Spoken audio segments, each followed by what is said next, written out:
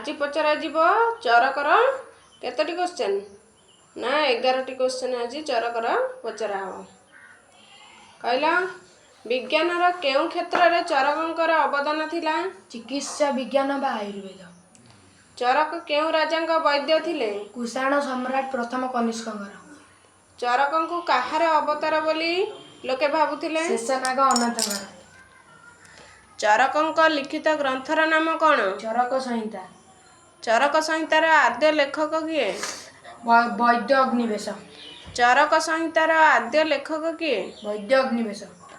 चरक संहिता केते खंडार विभक्त 8 खंड।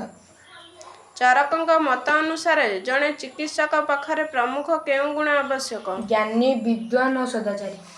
चरक को केउ उपाधि प्रदान करा जायछि आयुर्वेद चिकित्सा विज्ञान महान सम्राट। चरक शब्दर अर्थ कौन चलिबा। चरक संहिता केउ भागरे अनुवाद करा जायछि अरबी और यूरोपीय। एटा होछि केउ भाषा रे हला चरक संहिता केउ भाषा रे अनुवाद करा जायछि अरबी और यूरोपीय। धन्यवाद।